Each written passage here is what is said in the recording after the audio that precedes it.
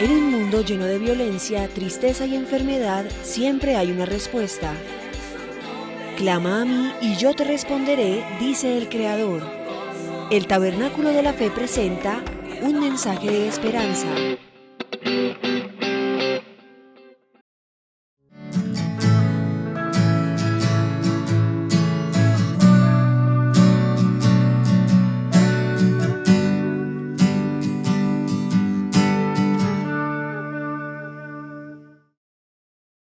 Vamos a orar un momento. Padre, en el nombre de Jesús,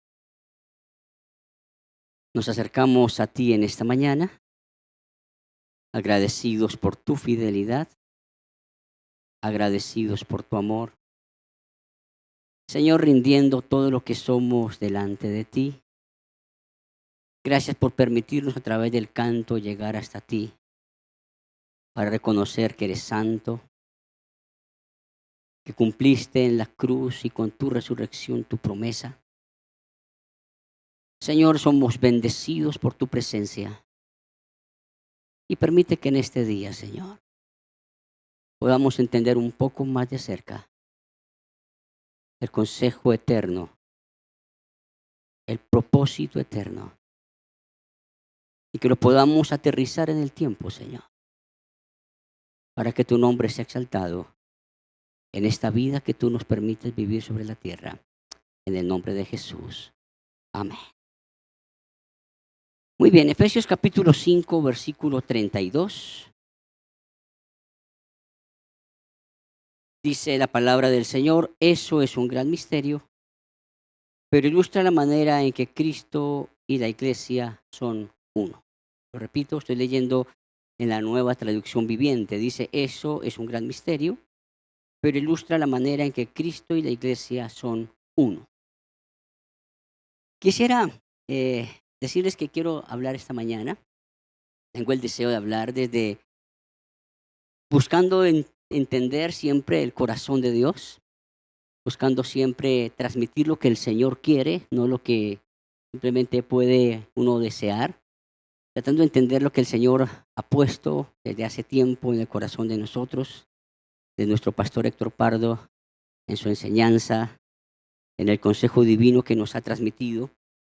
Y quisiera hacerlo desde la perspectiva de ser papá, pero también de ser pastor. Y estaba recordando esta mañana que en el año 96 fui ordenado pastor y en el año 98 me volví padre. Es que más o menos he caminado las dos cosas al tiempo. Y quisiera que sobre esa base pudiéramos mirar la palabra del Señor. El apóstol dice: esto es un gran misterio, pero ilustra la manera en que Cristo y la iglesia son uno. ¿En qué contexto el apóstol Pablo viene hablando? Está hablando de lo que entendemos como los roles en el matrimonio. Y está hablando de esposos, amen a sus esposas como Cristo amó a la iglesia. Las casadas estén sujetas a sus propios maridos como al Señor. Y antes de comenzar con eso, él dice: sométanse unos a otros en el temor del Señor. Cuando él dice en el versículo 32, grande es este misterio, pero yo lo digo con respecto de Cristo y de la iglesia. Él dice por lo demás, como si te queda algo, si falta por decir algo, que los hombres, repite, que los hombres amen a su mujer y que la mujer respete a su marido. Y después comienza el capítulo 6 diciendo: hijos, obedezcan a sus padres, padres, no exasperen a sus hijos. Y sigue hablando del tema de familia. Quisiera entonces, con este contexto, hablar un poco de la familia, en el contexto de la familia, papá, mamá e hijos, y su relación con la iglesia, y cómo se refleja la iglesia en la familia, y cómo la familia debe reflejar la iglesia del Señor. Tenemos que recordar el modelo eterno, una relación eterna que ustedes lo han escuchado, y desde hace como 3 años, pastor, tal vez venimos hablando del propósito eterno, supremo, inalterable e inmutable de Dios. Y hace una semana, pastor, cuando me dijiste que compartiera venía en el transporte para acá, para la iglesia, y venía pensando en esto, y venía con esa inquietud. Así es que cuando me dijiste que compartiera, dije, ya tengo el tema, ya por alguna cosa el Señor lo había puesto. Y Carlitos, gracias por lo que dijiste hace 8 días, porque lo que quiero compartir es una senda antigua, y no es ni siquiera antigua en el tiempo, sino es eterna, ¿no? Es parte de la eternidad que nace en Dios, y usted lo sabe bien. Tal vez no voy a decir nada nuevo en esta mañana, pero sí quiero que podamos realmente una verdad eterna aterrizarla aquí, en el tiempo, aterrizarla en la cotidianidad. Somos miembros de la familia de Dios, eso lo dice también el libro de Efesios capítulo 2, versículo 19. Somos miembros de la familia de Dios. Usted recuerda que desde antes de la fundación del mundo, el Padre nos adoptó para que fuéramos hijos suyos. Así es que siempre el contexto de familia ha estado ahí. Y usted mira la Trinidad y es Padre, es Hijo y es Espíritu Santo. Así es que es realmente importante verlo. Pero si usted me acompaña por un momento, en ese contexto de ser familia de Dios, en ese contexto de ser del cuerpo de Cristo, la iglesia, el apóstol Pablo en el capítulo 5, versículo 1, dice, por tanto, imiten a Dios en todo lo que hagan, porque ustedes son sus hijos queridos o como hijos amados. Vivan una vida llena de amor siguiendo el ejemplo de Cristo. Y entonces, miren ustedes la importancia. Vivan imitando a Dios. ¿Cómo? Como hijos. Así es que necesitamos entonces recordar la necesidad de ver a Dios como Padre. Debemos imitar a Dios como hijos. Y no como hijos simplemente caprichosos o que llamaríamos hijos consentidos, sino como hijos amados. Debemos imitar a Dios como hijos amados. ¿Cuántos son hijos de Dios? Ahora, ¿cuántos se sienten hijos de Dios? Porque algunos son, pero no se sienten. Bueno, muy bien. Ustedes que nos están viendo en la pantalla también. Debemos imitar a Dios como hijos amados.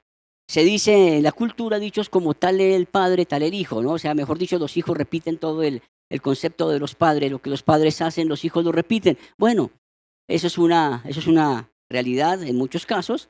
Y aquí en este caso debiera ser aplicable para nosotros. Debemos imitar siempre a Dios como hijos amados, pero ¿cómo lo logramos? Solamente siguiendo el ejemplo de Jesús. No hay otra posibilidad, siguiendo el ejemplo de Jesús. Ahora, cuando vamos a mirar vez tras vez en esta reflexión, ver a Jesús como nuestro modelo de hombre, que también lo hemos dicho, quiero que vayamos un poco al origen de la familia. ¿Dónde nace la familia? ¿Dónde comienza la familia? Y quiero pedirle que vaya usted conmigo al capítulo 3 del libro de Efesios. Efesios capítulo 3, versículos 14 y 15. Mire lo que dice el apóstol Pablo y quiero que usted lo pueda mirar detenidamente conmigo. Cuando pienso en todo esto, en todo lo que él está diciendo, que tiene que ver con el propósito eterno de Dios y lo que Dios ha determinado y lo que ha hecho por nosotros desde antes de la fundación del mundo, él dice, caigo de rodillas y elevo una oración al Padre, de quien toma nombre toda familia en los cielos y en la tierra. ¿Dónde comienza la familia? Comienza en el Padre de nuestro Señor Jesucristo, de quien toma nombre toda familia en los cielos y en la tierra. Y eso es muy significativo. Cuando pensamos en familia, tenemos que ubicarnos terrenalmente para pensar que hace un tiempo, cuando te casaste o cuando naciste, llegaste a una familia. Hace un tiempo, cuando tú naciste, cuando nacimos, cuando yo nací en una familia que yo no escogí, pero nací en una familia que llevaba 2 apellidos, Restrepo, Vega. Restrepo por parte de papá, Vega por parte de mamá. ¿De dónde tomó nombre esa familia? No es del fruto de papá y mamá se conocieron, se gustaron, se casaron y ya. No. Si se unieron, había un propósito eterno, supremo, inalterable de Dios con ellas, con ellos dos, de tal manera que la familia Restrepo Vega tomó su nombre del Padre Celestial. Usted ha escuchado, usted ha orado, ha rezado, ha repetido por cantidad de veces, Padre nuestro que estás en el cielo, santificado sea tu nombre.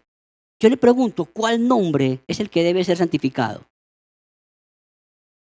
El nombre que usted lleva en su familia. Que el nombre de Dios, ¿cómo se expresa el nombre de Dios en mi familia? Inicialmente Restrepo Vega. Cuando mi familia cumple lo que Dios determinó, está santificando su nombre. Cuando la familia no cumple con lo que Dios estableció, el nombre de Dios no está siendo santificado, sino maltratado. Y quiero que usted lo pueda entender, porque definitivamente estamos hablando de un tema que comienza en la eternidad, pero que debe ser expresado en el tiempo. Y entonces, si vamos a seguir mirando ese contexto, entonces, su familia, los apellidos que usted tiene, los apellidos que usted representa, están en el origen del Padre Celestial. No es casualidad que usted haya nacido en la familia que nació, ni fue fruto de la casualidad que usted se casara con la persona que se casó. Hay tantas cosas en la cultura que nos está diciendo tantas veces, me casé con la persona equivocada. Hay tantas cosas en la cultura que están diciendo, usted puede de alguna manera dejar lo que hizo un día y volver a comenzar otra vez. Y creo que Dios es un Dios de segundas oportunidades, sí, pero también le voy a decir algo. No busque una segunda oportunidad, viva con la primera oportunidad, aprenda a cuidar en esa primera oportunidad lo que Dios le ha dado a usted. Así es que toda familia toma su nombre del Padre Celestial. Entonces, si usted tiene la familia que tiene, por nacimiento o por matrimonio, no es fruto de la casualidad. Pero le voy a decir algo más. Si usted y yo, como familia, somos parte de esta gran familia, la familia de Dios, entonces tampoco es casualidad que usted esté aquí sentado. Tampoco es casualidad que nos esté viendo a través de la internet. Si usted siente, si usted ha considerado que Dios lo puso aquí en el tabernáculo de la fe, porque entiende que es parte de la familia de Dios donde Dios lo ha puesto, entonces ame este lugar también. Y viva para santificar el nombre de Dios en este lugar. Porque normalmente perdemos fácilmente la identidad que tenemos. ¿Qué pasaría si yo estuviera cambiando mis apellidos cada rato que hay algo que no me gusta? Ninguna familia es perfecta. Pero yo necesito aprender que aunque mi familia no es perfecta, yo voy a llevar los apellidos de mi papá y de mi mamá toda la vida. Como voy a llevarle el apellido como familia ahora con mi esposa. Eso no va a cambiar. Así es que cuando pienso en eso, entonces me devuelvo año y medio atrás. Para hablar de la pandemia que empezamos en marzo del año pasado, que nos encerró a todos. Y que a todos nos movió el piso. Estaba recordando una historia de la palabra del Señor muy sencilla. Por allá en la época del profeta Eliseo, usted escuchó una palabra que decía, quédese en casa. ¿Se acuerdan? ¿Se acuerdan que en la época del profeta Eliseo hay un momento en el que el profeta Eliseo llega a la casa de una viuda que le dice, mira, estoy muy endeudada, mi esposo era un siervo del Señor y lo demás, pero murió y nos dejó con deudas. Y el profeta Eliseo le dice, vete a tu casa. Y allí en tu casa vas a conseguir toda la cantidad de vasijas que puedas encontrar y con un poquito de aceite que tienes, llena las tinajas de agua de ese aceite y consigue todo lo que más puedas. y de encerrarse en su casa, vio el milagro de la provisión que en ese momento necesitaba. ¿Cómo la encontró? No fue saliendo a la calle, fue quedándose en su casa. ¿Sabe qué es lo llamativo en esa historia? Que más de uno de nosotros encontró un despropósito terrible cuando le dijeron quédese en casa. ¿Y sabe qué pasó?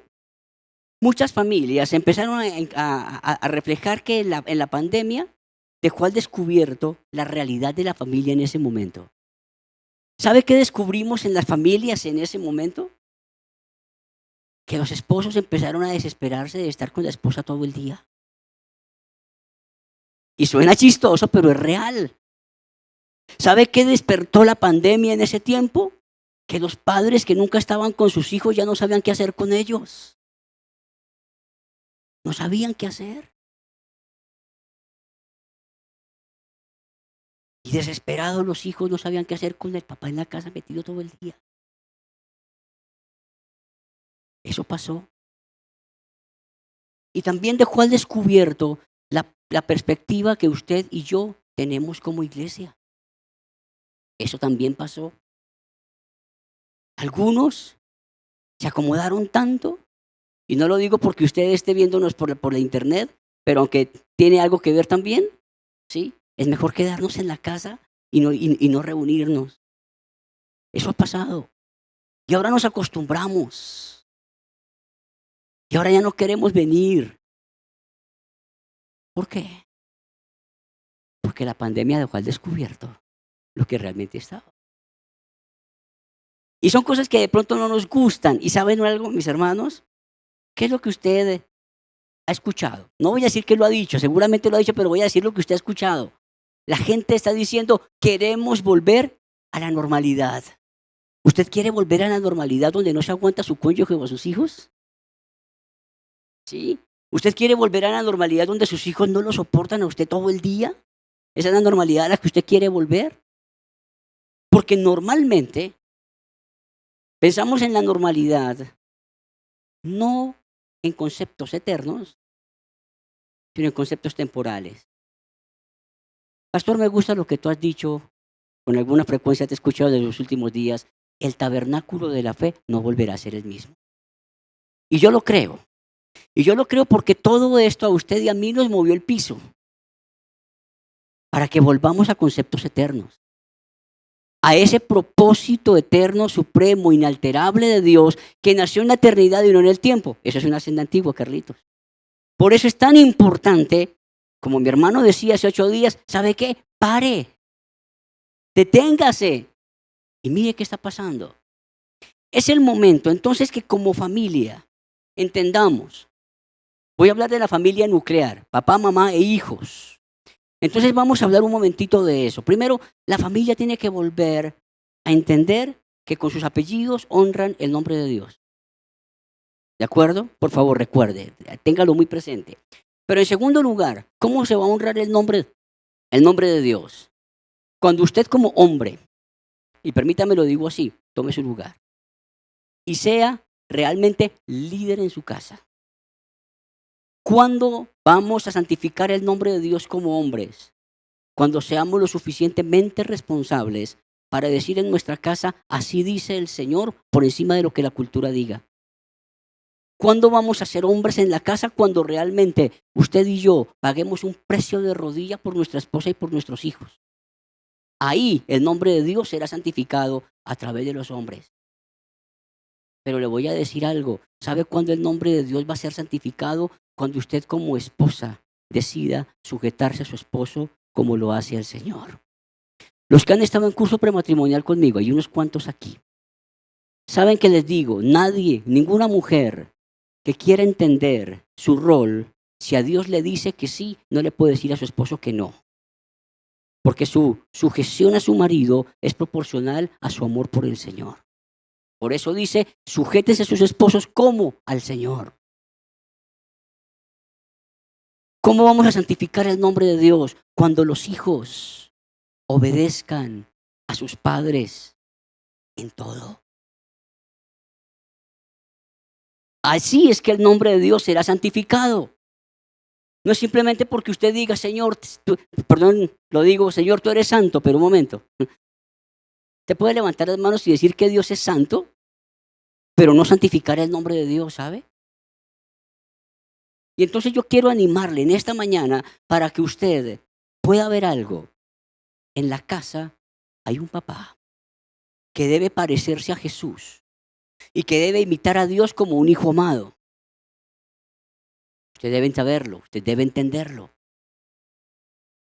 Pero también usted debe entender muy claramente que ese concepto es un concepto de autoridad.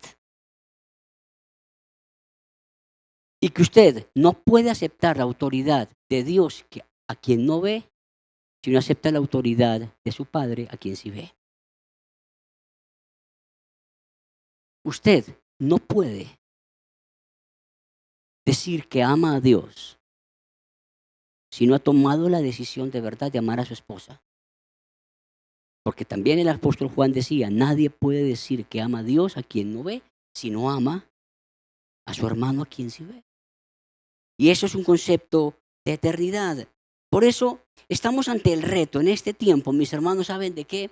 De encontrar hombres que realmente amen como Cristo. Y me gusta la figura de Cristo en el libro de los Efesios. ¿Sabe por qué? Porque Cristo es el enviado. Cuando habla del rol de la mujer, que la mujer se sujeta a su marido como al Señor, el concepto de Señor es de gobierno, es concepto de autoridad. Así es que cuando la mujer pueda entender y darle lugar a su esposo como autoridad, empiezan a santificar el nombre de Dios. Cuando el esposo toma su lugar como Cristo, como el enviado, como el que Dios preparó desde antes de la fundación del mundo para que formara esa familia, que tuviera hijos, en ese momento el nombre de Dios será santificado. Y cuando los hijos amen a sus padres y lo hagan en el Señor, entonces santificarán el nombre de Dios. Ahora le quiero decir algo. Usted se puede, no sé, digámoslo así, quejar de la iglesia, del tabernáculo de la fe, puntualmente donde estamos. Y usted puede tener muchas cosas en las que usted puede decir, no me gusta lo que pasa allá, no me gusta lo que dicen, bueno, no sé, tantas cosas que usted puede decir, no me gusta. Bueno, usted tiene toda la razón, estoy de acuerdo. Hay muchas cosas que ni a usted ni a mí nos gustan, es real. Pero quiere que le diga una cosa, la familia de Dios es el reflejo de las familias que la componen. Así es que muchas veces usted le pide a la iglesia lo que carece usted muchas veces en su familia. Y más de una vez usted se queja de la iglesia por algo, pero es porque no ha sido lo suficientemente capaz de vivir la vida santificando el nombre de Dios en su familia. Y perdón si estoy siendo fuerte con lo que digo, pero es real.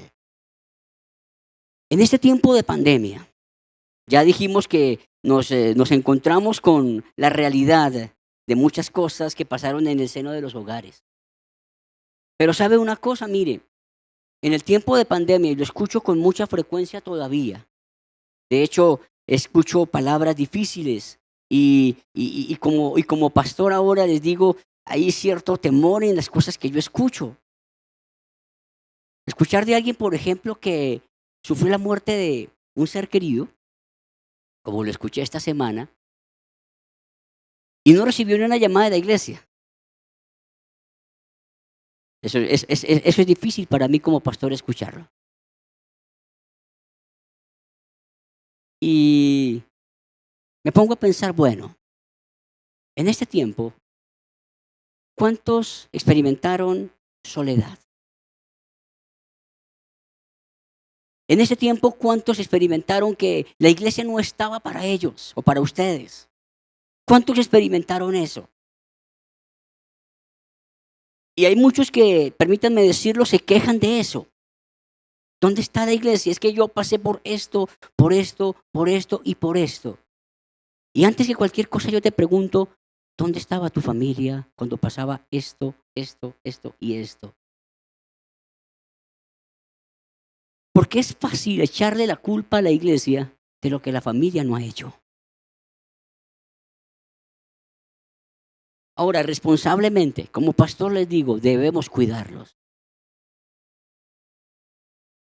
Y desde nuestro pastor Héctor hacia abajo tratamos de hacer siempre todo lo mejor posible. Pero les voy a decir otra cosa. Muchos han pasado por unos momentos bien difíciles, lo creo. He podido acompañar a muchos en sus procesos. Pero sabe, cuando le hablamos de ayúdenos a cuidar, ¿sabe qué dicen? No tenemos tiempo. Ayúdanos a pastorear. Y cuando tú sepas de alguien, coméntanos. Y he escuchado tantas veces, es que usted no me llamó. Bueno, ¿y quién sabía tu situación? No, sabía tal persona, tal otra y tal otra. Perdóname, no sabía. Pero estos fulanos hermanos que te atendieron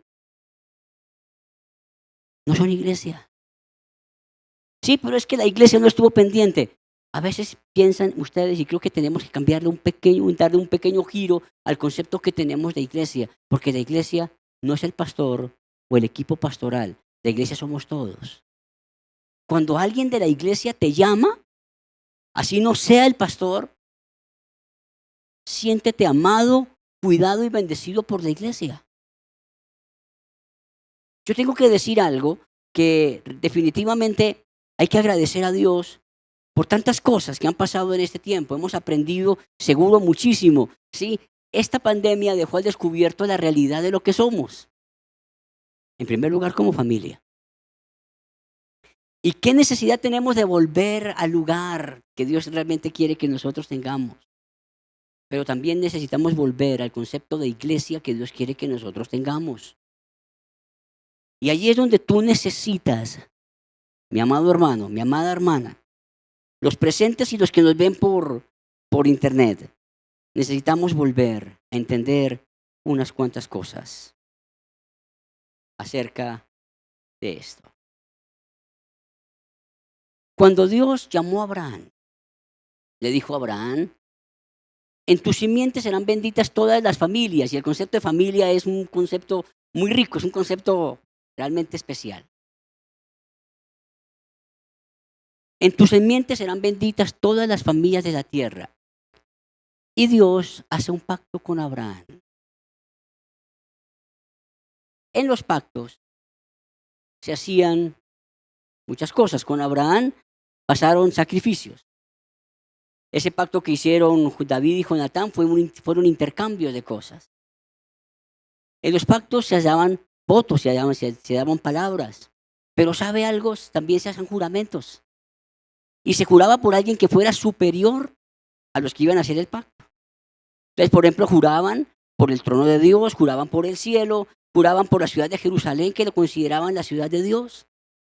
Pero cuando Dios hace un pacto con Abraham, ¿sabe qué dice Dios? Como no había nadie mayor, Él dice, por mí mismo he jurado. Eso le dijo Dios a Abraham, por mí mismo he jurado.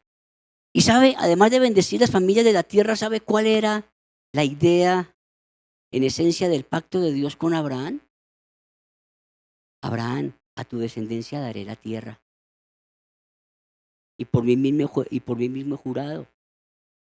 Entonces, si usted entiende el concepto de familia hoy, su familia no se forma simplemente por un atractivo físico y ya. Su familia se formó para llevar el nombre de Dios y en segundo lugar se formó para que su familia conquistara la tierra. Por eso Dios puso papá, mamá e hijos, no papá, mamá y gatico. Porque hoy la cultura está cambiando los hijos por las mascotas. Y Dios quiere que cuando usted y yo terminemos la jornada en la tierra, quienes sigan siendo la sal y la sal de la tierra y la luz del mundo, cuando usted no esté, son sus hijos. No un gatico, no un perrito.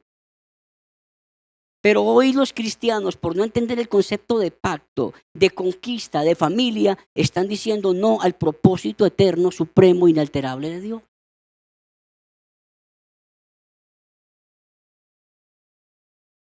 Cuando Dios hace un pacto con David, usted lo puede leer en el Salmo 89.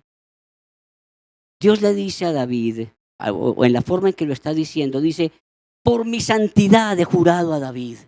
Mire, con Abraham dijo por mí mismo, con David dijo por mi santidad. ¿Y sabe cuál era el concepto de la santidad de Dios que se expresaba con David? David, nunca va a faltar de tus descendientes quien gobierne. ¿Y dónde iba a gobernar? En la tierra que iban a heredar los descendientes de Abraham. Así es que cuando Dios piensa en familia, está pensando en generaciones y está pensando en conquista. Hoy la iglesia del Señor ha perdido eso y por eso el tabernáculo de la fe no puede ser igual. Tiene que volver a vivir un concepto realmente de pacto. Tiene que volver a vivir ese concepto de pacto. Y cuando Dios pensó en usted y en mí, haciendo extensivo el pacto, ¿sabe qué dijo? Levantó su copa y dijo, esta copa es el nuevo pacto en mi sangre. Dígame usted, ¿será que el carácter de Dios expresado en por mí mismo he jurado? ¿O será que la santidad de Dios cuando dijo por mi santidad he jurado a David y no mentiré? ¿O que los efectos de la sangre de Cristo cuando dijo esta copa es el nuevo pacto en mi sangre, usted cree que eso tiene alguna caducidad? Si eso tiene alguna caducidad, entonces su familia se puede acabar en cualquier momento. Pero si usted entiende que nace en el corazón de Dios, usted tiene que batallar por su familia como nunca. Y tiene que empezar, ¿sabe cómo? Póngase de rodillas por su esposa y por sus hijos. Póngase de rodillas delante del que está sentado en el trono y mírelo para que usted sea un imitador de Dios como hijo amado. ¿Cuánto necesitamos volver al concepto de pacto para entender que somos como familia, miembros de la gran familia de Dios?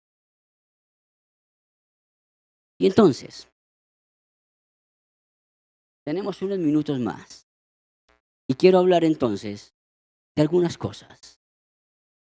En ese pacto de Dios con Abraham. Y lo primero que tenemos que recordar es que el pacto de Dios con Abraham fue un pacto que se hizo con base en sacrificios. Y quiero decir algo, como parte de esto de entender sacrificio. Javi, gracias. Y te quiero decir gracias porque el año pasado especialmente sacrificaste incluso tu vida para llevar mercados a los hermanos que sufrían. Tenemos que honrar al Señor por personas como Javier. Javier, gracias. Juliana, gracias por prestarnos a Javier. En serio, a veces no reconocemos eso, pero es real. A sus hijos, gracias. Es amor por la iglesia. Javier ama a la iglesia, los ama a ustedes. Y perdón, cierro el paréntesis. Pero quiero decir una cosa, mis hermanos.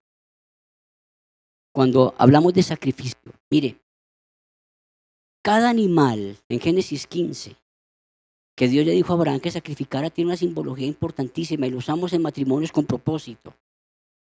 Pero yo quiero que lo podamos recordar y eso mismo que se aplica a la familia, quiero que lo podamos aplicar a la vida de la iglesia. Lo primero, Abraham, sacrifícame un buey. Se puede leerlo en Génesis 15.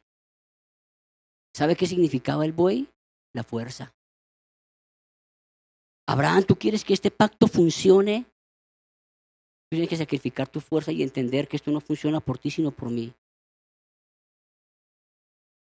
Abraham, esto no es obra humana, esto nace conmigo. Por eso tienes que morir a tu fuerza. Y sabe entonces, ¿por qué no lo aterriza a la vida de iglesia? La iglesia, el tabernáculo de la fe, no depende de su fuerza ni de la mía. Depende del poder de Dios. Le pertenecemos al Señor, no al pastor Héctor Pardo, ni al pastor Orlando, ni a mí. Somos del Señor. Porque en Él vivimos y somos y nos movemos, somos del Señor. Pero luego Dios le dice a Abraham, sacrifícame un carnero. Y el carnero era un animal que para poder cazar su presa, básicamente, tenía que agachar la cabeza para que un cuerno que tenía en el lomo saliera, se le quedara como salido y el carnero salía para cazar su presa, hundiéndole el cuerno que tenía. Pero el carnero iba con la cabeza agachada. Entonces, cuando le movían la presa, el carnero pasaba derecho y no se daba cuenta siquiera. Y así pasaba hasta que finalmente se cansaba y terminaba apresado por otros. ¿Sabe qué significa ese carnero? Significa obstinación, significa terquedad. Con amor le digo, hermano, si usted entiende el pacto, no sea terco. Aprenda a vivir bajo el consejo, bajo la orientación. Escuche. Nuestro pastor lo ha dicho tantas veces, les he dicho.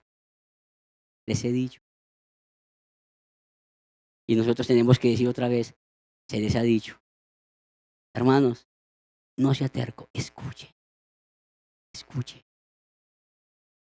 Pero también le pidió que sacrificara una cabra. Imagínese la historia real del pastor sacando sus ovejas del redil, llevándolos a un lugar para pastar, para que coman pasto, para que estén en lugares, como dice el Salmo 23, en lugares de delicados pastos y bebiendo y lo demás.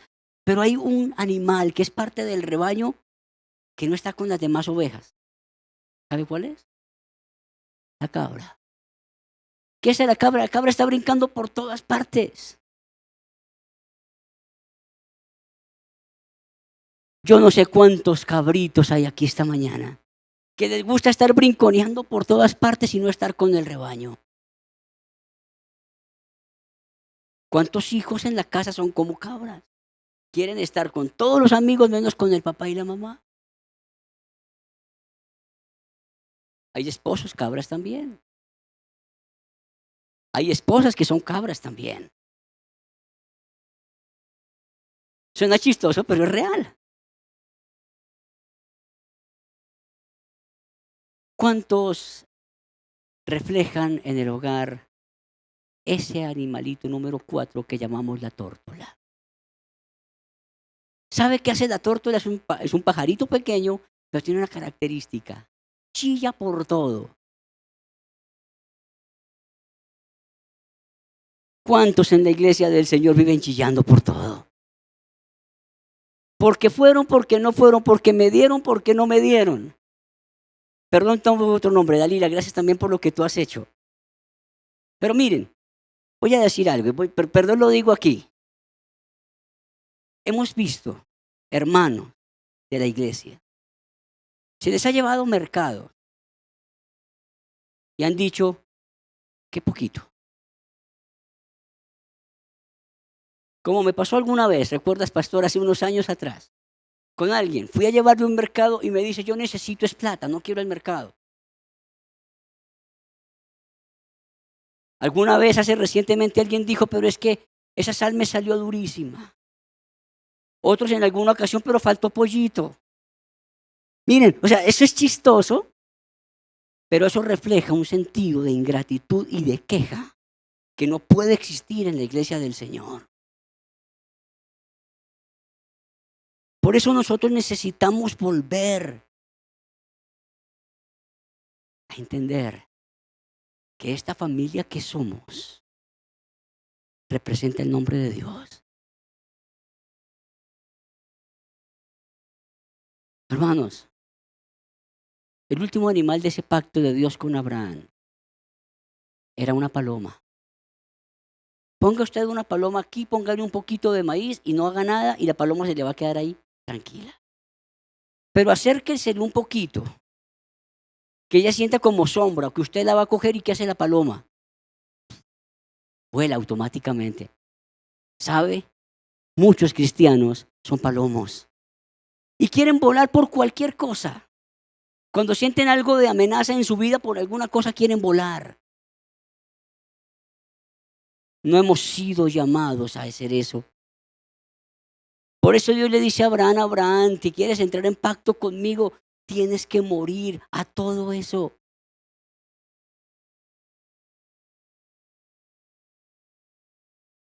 Si no mueres a eso, no puedes vivir el pacto de conquistar la tierra. Pero déjeme decir algo más. Cuando ese pacto que se hace con Jonatán y David, David dice que ese pacto con Jonatán, eso usted lo puede leer en 1 Samuel capítulo 18. Dice que David y Jonatán hicieron pacto porque se amaban, así es que ese es un punto bien importante, el tema era el amor aquí. Pero ¿sabe algo? Dice que ambos se quitaron intercambiando sus túnicas. Y sabe que me encanta la figura de las túnicas, ¿sabe por qué? En primer lugar, porque cuando intercambian sus túnicas, como si yo cambiara mi saco con la chaqueta de Carlitos, y entonces yo quedo vestido de Carlos y Carlos queda vestido de mí. Y eso suena bonito, ¿no? Suena romántico, suena chévere. Pero ¿sabe una cosa? Él está vestido de mí, yo estoy vestido de él. Él va a empezar a hacer cosas que a mí no me gustan. Y yo voy a empezar a hacer cosas que a él no le gustan. Pero es que estamos vestidos el uno del otro. Entonces, ¿sabe qué pasa? Que cuando Carlos hace algo que a mí no me gusta, él se vuelve un espejo para mí. Porque a lo mejor lo que él está haciendo no es que lo esté haciendo mal, sino que me está reflejando cómo soy. Y a mí no me gusta cómo soy. Por eso lo rechazo. Y entonces muchas veces, en pareja, en el hogar, comienzan las luchas. Porque ¿cómo te estás portando de mal? Permítanme algún paréntesis dentro de eso. Estaba en una consejería hace muchos años atrás, cuando teníamos el programa del Club 700. Y una señora llamó simplemente necesitaba hablar. Y ella empieza a hablarme y empieza a decirme unas cuantas cosas, empezó a llorar y de pronto dice, mi esposo y yo tenemos un problema.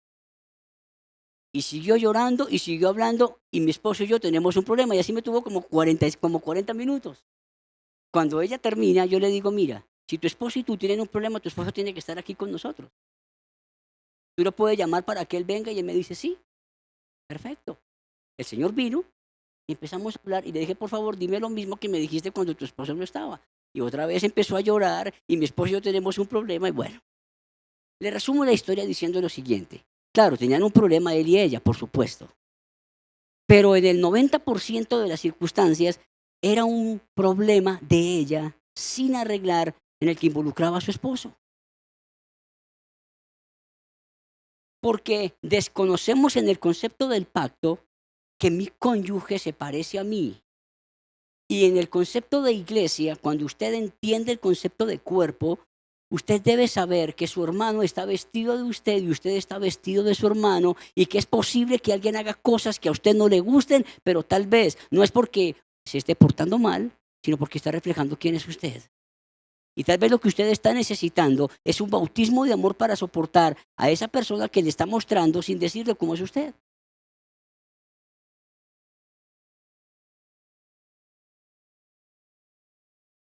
Cuando David y Jonatán hicieron pacto, ellos intercambiaron sus armas. Si tenía una lanza, se la entregó y el otro le dio la espada. ¿Y sabe qué pasó allí?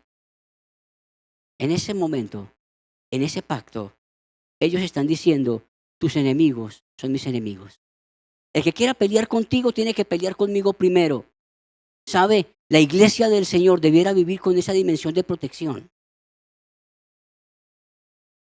Protección entre nosotros. El que quiera pelear contigo debe pelear conmigo. Y si usted sabe de alguien que está pasando por un momento difícil, no lo abandone, cuídelo. Y cuéntenos de paso para saberlo porque muchas veces no lo sabemos. Pero si alguien llega a su vida, no es para que se la traigan los pastores, es para que usted lo cuide.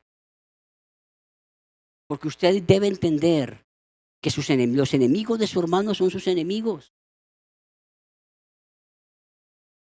Eso es tan importante. Ellos finalmente David y Jonatán intercambiaron su cinturón. Eso que trae seguridad. Ellos intercambiaron eso. ¿Sabe qué?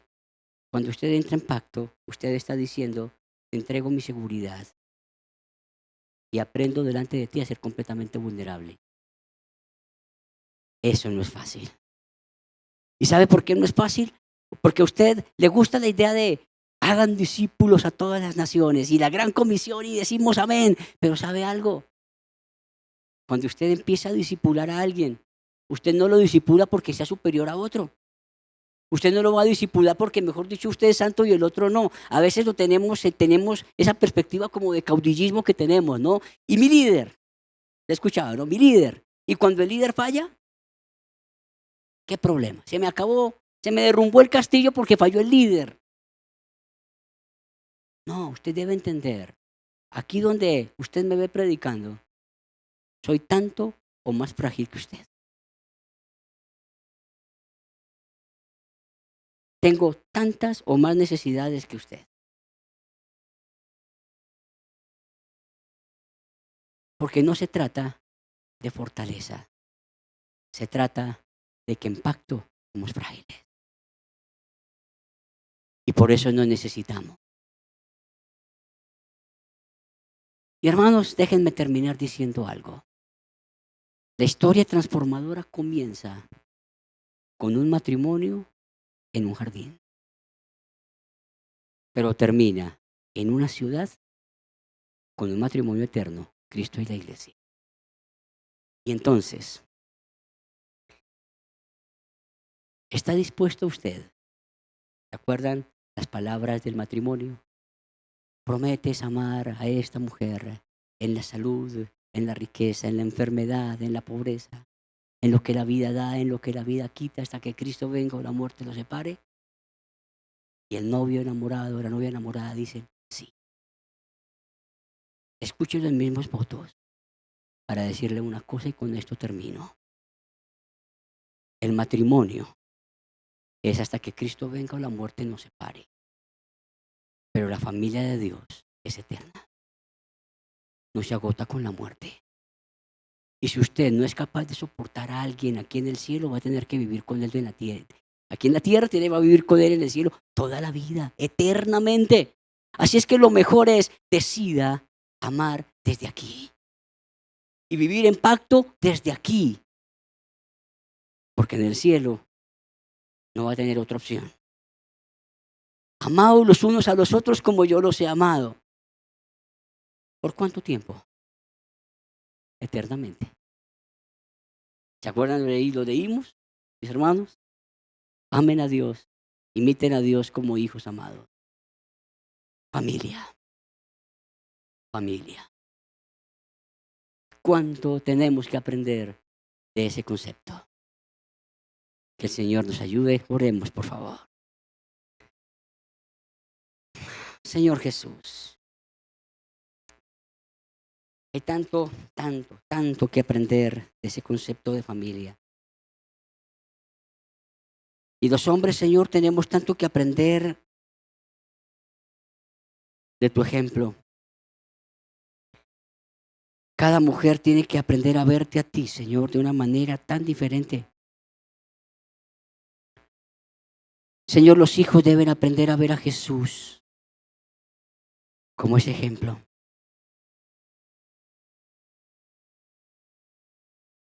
Señor, nosotros hemos hablado por tanto tiempo de la familia, de la sanidad.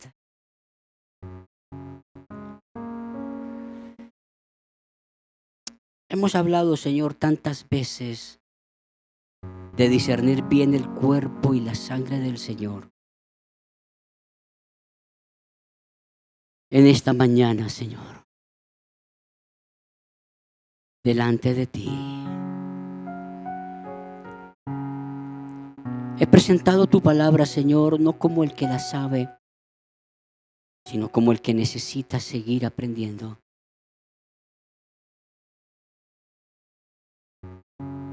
Como padre, Señor, queriendo honrar a mi esposa y a mis hijos. reflejándote en todo momento a ti.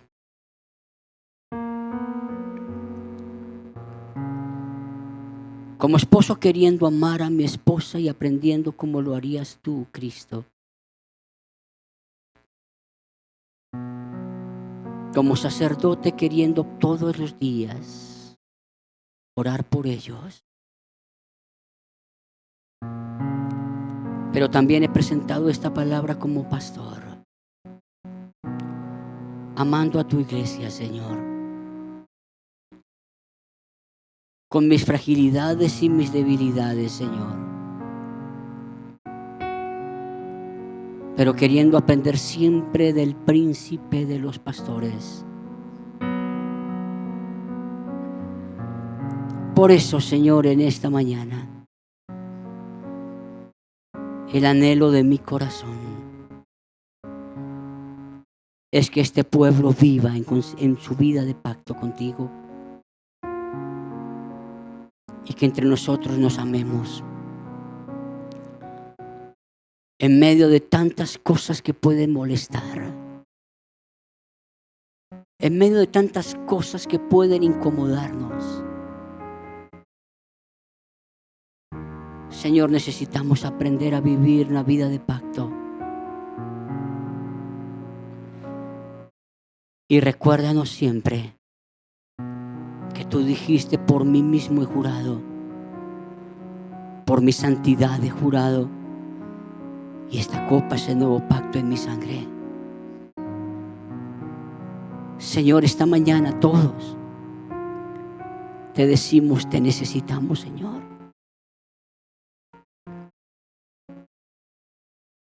Porque el mundo te necesita.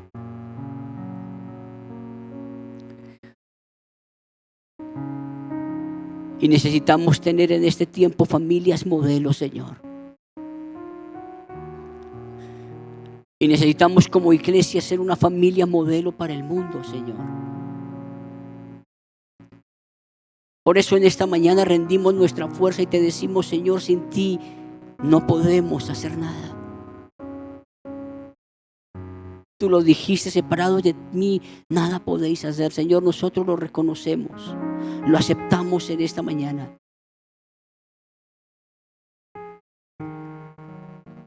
Y pedimos en todo tu gracia, Señor, tu ayuda. Y mientras seguimos orando, tómase su tiempo para orar por su familia.